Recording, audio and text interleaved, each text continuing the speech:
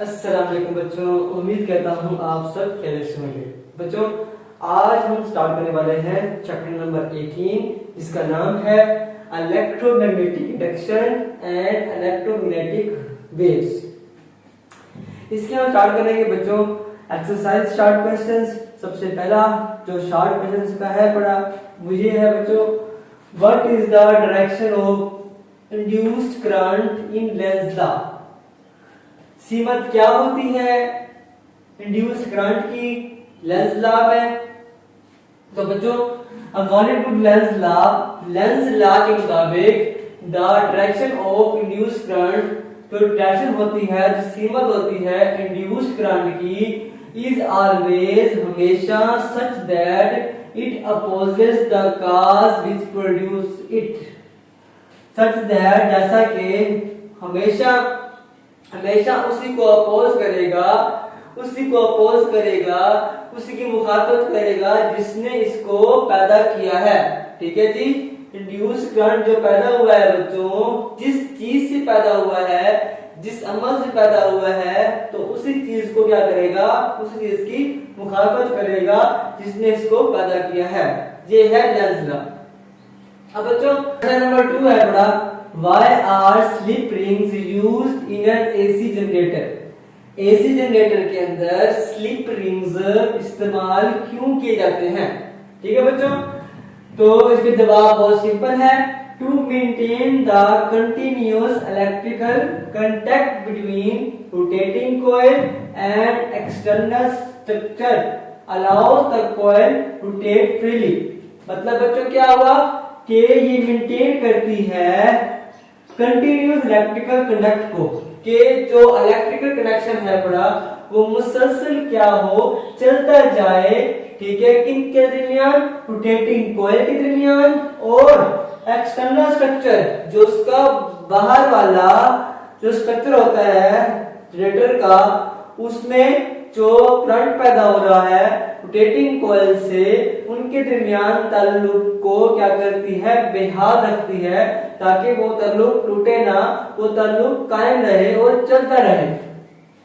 और जो कॉइल है बच्चों वो क्या करे, वो फ्रीली बगैर किसी रुकावट के घूमती रहे, ट्रांसफरिंग करती रहे, मुंतकिल करती रहे किसको, द अल्टरनेटिंग करंट को विदाउट ट्विस्टिंग द वायर्स की ट्विस्टिंग, मतलब कि आपस में जो वायर्स है वो मिले ना।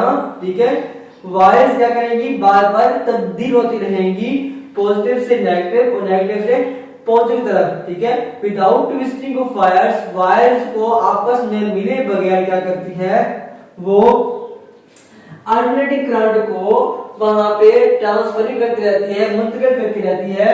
ठीक है जी, तो ये है क्वेश्चन किसका, स्ट्रेट रिंग्स का। तो बच्चों क्वेश्चन नंबर 3 इसका है पढ़ा, what is induced EMF 0 in an AC generator. Induced EMF 0 कब होता है एसी जनरेटर के अंदर? तो ये हम देखते हैं बच्चों, इन एन एसी जनरेटर, जब बात करते हैं एसी जनरेटर की, व्हेन कॉइल इज वर्टिकल, जब कॉइल क्या है बच्चों, वर्टिकल है, it moves along the feed line. जब बच्चों कॉइल्स क्या है, कॉइल्स है वर्टिकल। ठीक है, क्या है जी, इस तरह से आपके पास कॉइल क्या है पड़ी, वर्टिकल है पड़ी। ठीक है, कुछ इस तरह से कह सकते हैं हम कॉइल को। ठीक है, ये आपके पास है जी vertical.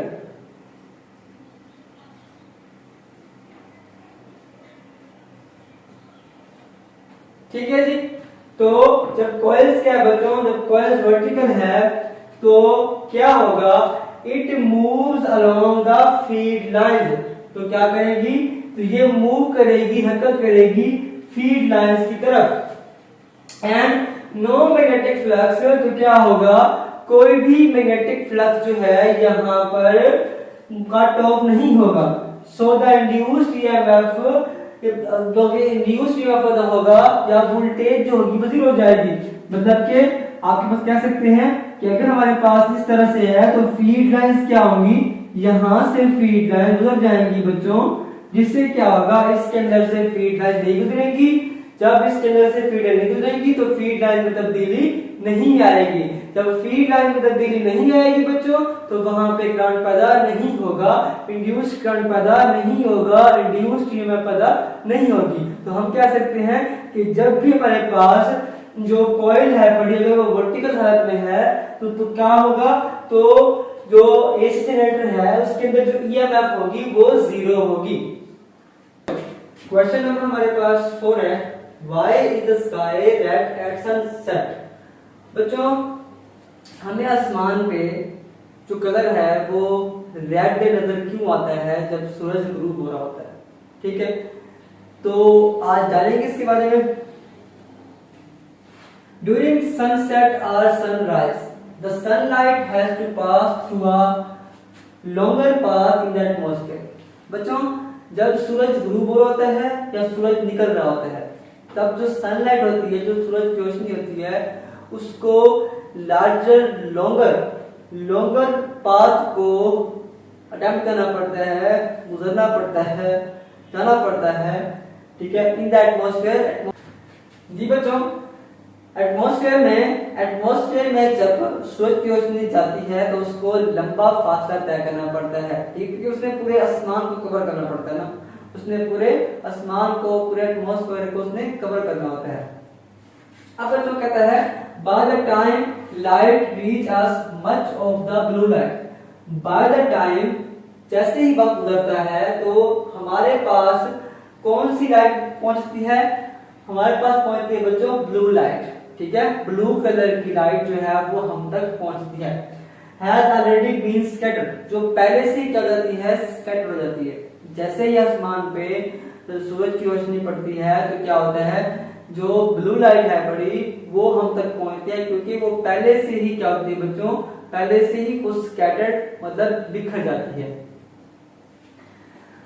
Out of the path and remains longer wavelength like, वो जो ब्लू लाइट है उसकी वेवलेंथ शॉर्टर होती है, ब्लू लाइट की वेवलेंथ शॉर्टर होती है, इसकी वजह से वो पहले ही क्या होती है, वो पहले ही बिखर जाती है। जबकि जिनकी वेवलेंथ ज्यादा होती है, जैसे कि हमारे पास longer wavelength like red and orange, जैसे कि रेड है, ऑरेंज कलर ले लें या फिर रेड कलर ले लें, उसकी जो वेवलेंथ होती है वो ज्यादा होती है।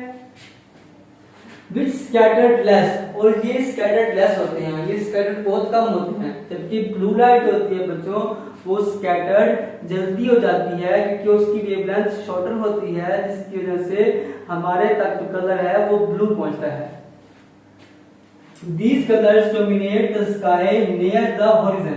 अब ये जो रेड कलर है या फिर ऑरेंज कलर है ये तब डोमिनेट करते हैं जब जहां पे उफक होता है, हॉरिजन उफक कहते हैं। उफक का मतलब क्या होता है बच्चों, मतलब कि हॉरिजन वो पॉइंट होता है जहां पे जमीन और आसमान जो, तो बच्चों हॉरिजन जो पॉइंट होता है वो पॉइंट होता है जहां पे क्या होता है, जहां पर जमीन और आसमान आपस में मिल रहे होते हैं, वहां पे क्या होता है, वहां पे रेड कलर और ऑरेंज कलर्स डोमिनेट करते हैं।